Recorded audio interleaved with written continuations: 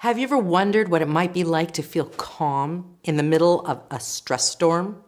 Or maybe have the chance to have some choice before you scream at your partner, your spouse, your plant, your pet, your coworker? Or maybe you're having difficulty sleeping.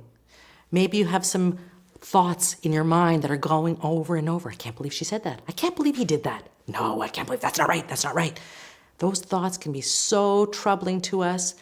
Well, if that's some of the things that you're experiencing, welcome to Get Started with Mindfulness. My name's Elaine Smokler, and it is my delight, honor, and privilege to be here to introduce this course to you, brought to you by Mindful Magazine and mindful.org. Together, we are going to put a toe in the water of what the heck this thing is called mindfulness, and step by step, go into it a bit more deeply. Or perhaps if you're not a brand new learner to this, maybe you're curious about the neuroscience that's starting to come out around mindfulness. We're going to get into that too. Or maybe you've got some physical discomforts that you were wondering, could mindfulness help with that?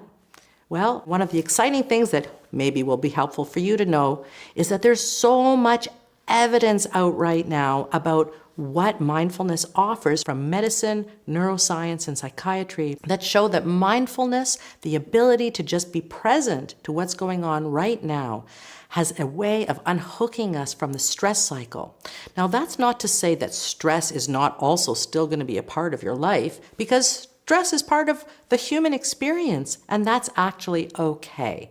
And it all goes back even to the reptilian brain, a fight, flight, freeze mechanism. We're going to get into that too. But if you're looking for a way to be able to be present in this moment, where so many things are more easily dealt with than when we're also trying to drag in memories and difficulties from the past, fears, worries, and concerns about the future, well, no wonder we're all so tired. We're trying to live 3 lives in one: the past, the present, and the future. It's exhausting. What might that be like to be able to just be present to your life right now? Now, not everything that comes at you is going to be pleasant. So I think one of the excellent things about mindfulness is it's not privileging pleasant experience. It's not only a relaxation technique.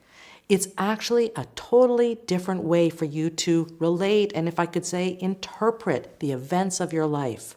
Maybe you're walking down the street and you see somebody give you what you think is a dirty glance, and the next thing you know, your whole day is ruined.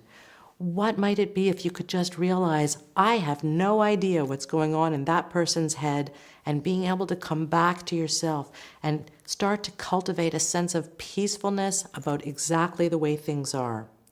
As I said, it doesn't mean that you will not have difficulties in your daily life, but there is so much evidence that shows us that our abilities to deal with these difficulties that are part of our human experience, the challenges that actually help us grow, those things are much more easily dealt with when we're not constantly judging and interpreting everything around us, but just learning how to take a kind of fresh, almost child-like view of things. We don't really know. And all it takes is a sense of curiosity, openness, and just a bit of willingness to consider the possibility that maybe all your thoughts are not facts, that maybe not everything you think about the world is the way it is. Maybe everybody's not horrible. Maybe people are really struggling just like you are. Wouldn't it be wonderful if you could find a way to unhook from all of those unhelpful ideas and instead use your senses, taste, touch, smell, to wake up to a new experience of your life, coming at you fresh in every moment? The difficulties, the wonderfulnesses, the pleasures, the pains, even things like being able to be present for things like your child's growing up. So many of us struggle so much with the day-to-day, we miss it, and suddenly they come and they're gone. Now these days, you might wonder, how come mindfulness is everywhere? Why? It's because it works. That's why. And when I say works, you'll notice that high-performance athletes, businesses, corporations, schools, all kinds of organizations are realizing that being able to be present instead of hanging out in, as I said, in the past, the present, and the future, being able to be present gives people that extra edge, like high performance athletes, where that one little second of presence of just being able to be completely focused on their task gives them that winning edge.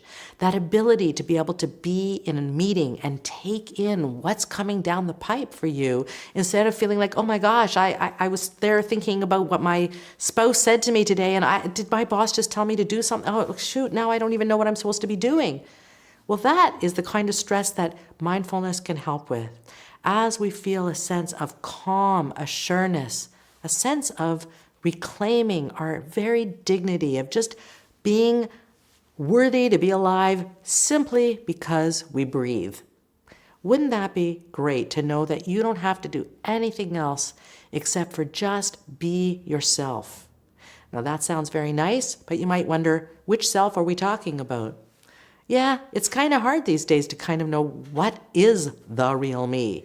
So in mindfulness, we learn that there is no right way to be. There's no right answers. It's really just learning, what is it I'm noticing? What am I feeling? What kind of decisions would I like to make that might make things more helpful for me?